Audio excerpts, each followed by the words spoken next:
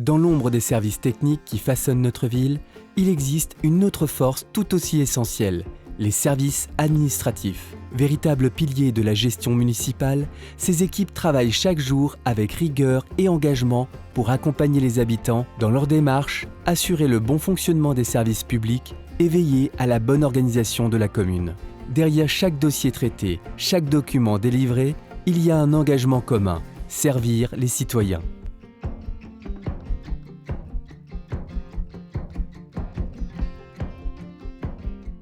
Au pôle jeunesse, nous sommes 2 titulaires. Nous accueillons des jeunes de 9 à 18 ans, des 9-11 ans pour le conseil municipal des enfants pour l'aspect citoyenneté, des collégiens pour l'accompagnement scolaire et des 11-18 ans pour les animations de vacances. Alors nous avons pour habitude de souvent cuisiner avec les jeunes, donc par exemple lors d'animations Top Chef, où ils aiment s'affronter, cueillir des légumes dans des fermes et après transformer, mais aussi pour les sensibiliser à l'aspect de solidarité.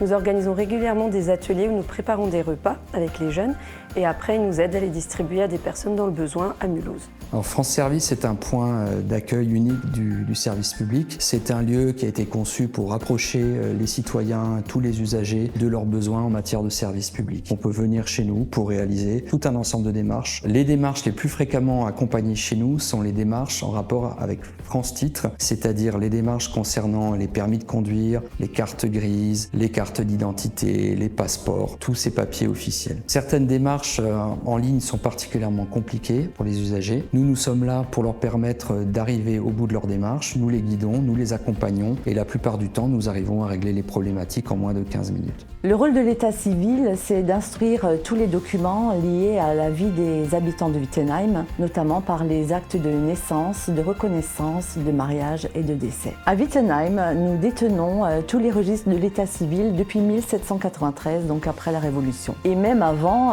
nous avons également les registres paroissiaux. Le public nous contacte de manière régulière pour les aider à construire leur arbre généalogique. Pour cela, la démarche est assez simple. Il suffit de nous contacter soit par mail, par téléphone ou par courrier. Pour la petite histoire, Monsieur Luc Van Rel, auteur de l'ouvrage sur les mystères de la disparition d'Antoine de Saint-Exupéry, a recherché un compagnon d'armes originaire de Wittenheim, Joseph-Henri Schlenger, alias Henri Ray. Et aujourd'hui, une exposition et une plaque commémorative en l'honneur de sa mémoire ont été inaugurées grâce à nos recherches aux archives de la ville. Mon travail consiste au suivi des opérations d'inhumation, exhumation et suivi des travaux de marbrerie. Pour faire ce travail, bien sûr, il faut de la rigueur et être à l'écoute des familles.